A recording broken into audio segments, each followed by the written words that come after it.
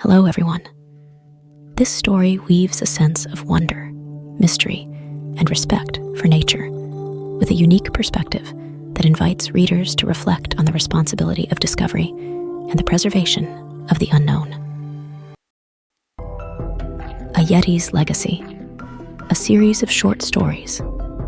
Dr. Elise Marlow was never one to chase legends. She dealt with facts, data, and cold, hard evidence. But when she came across a weathered journal left by her late father detailing strange sightings of a creature high in the Himalayas, something stirred inside her. Her father, a respected biologist, had spent his life searching for the truth behind the Yeti myths, only to be laughed at by his peers. Elise stood on the cusp of a breakthrough in genetic research, but something pulled her toward the mountains. Skepticism clung to her like the chill as she packed for her journey. A month-long expedition funded by a fringe research institute was her last attempt to put her father's legacy to rest. She boarded a plane bound for Kathmandu, carrying a simple goal: prove the Yeti didn't exist. The Himalayas were both breathtaking and menacing. The peaks loomed like silent guardians, their icy grip tightening as Elise and her small team ascended higher into the wilderness. Her guides, locals from the village below, spoke in hushed tones about the snow ghost, the Yeti. They claimed to have heard its cries echoing in the dead of night. At first, Elise brushed it off. Fear and folklore, she told herself. But after days of fruitless searching, strange things began to happen. Unusual footprints appeared in the snow, vanishing as quickly as they arrived. Elise found herself waking in the middle of the night, heart racing, as if someone or something was watching her.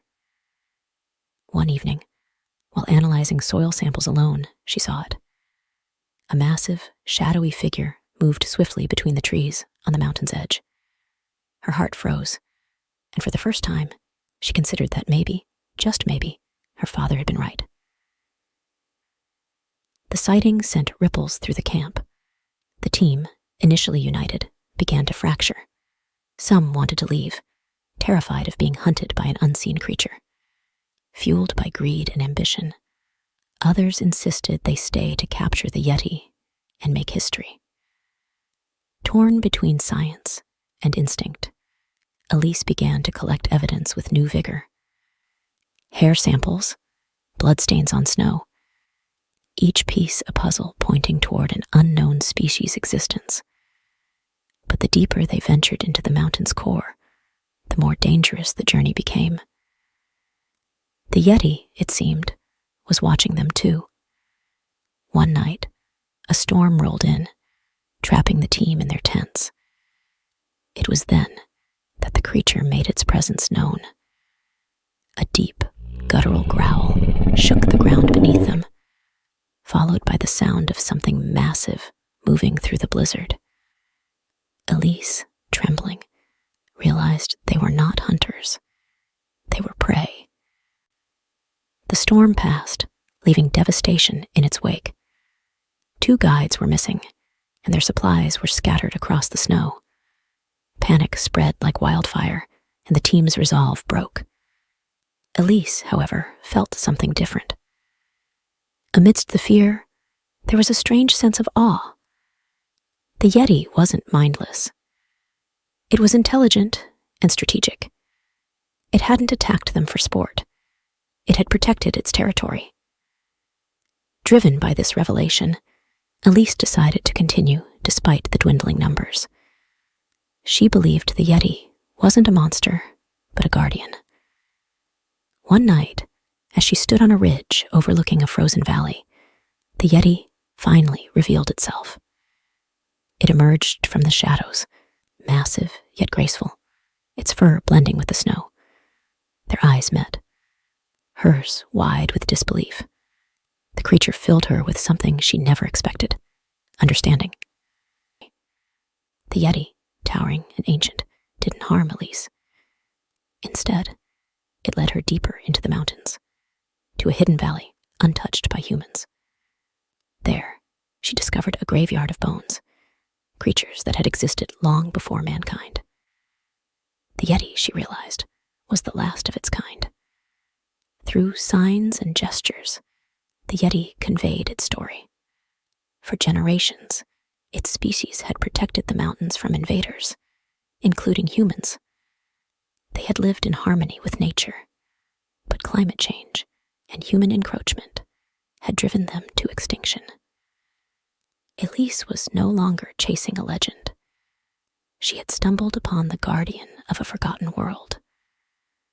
At that moment, her mission changed. She didn't want to capture the Yeti. She wanted to save it. Elise's team, now desperate to leave, tracked her down.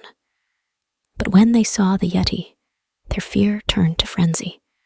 They wanted to take it by force, sell the story to the highest bidder, and claim the fame that came with it. Elise stood between them and the creature, knowing the consequences of her choice. She could either reveal the Yeti's existence to the world and risk its destruction, or protect it and let the legend remain a myth. As tensions mounted, the Yeti vanished into the mountains, leaving Elise with a single truth. Not everything must be discovered. Some mysteries are meant to be kept. Years later, Elise stood at the base of the Himalayas once more. She had never spoken about the Yeti, despite the proof she carried with her. The world continued to search for the elusive creature, but no one had ever come as close as she had. Her father's legacy had been about discovery. Hers was about protection. As she turned to leave, a familiar shadow flickered at the edge of her vision. Elise smiled. Some legacies, like the Yeti, are meant to live on in silence.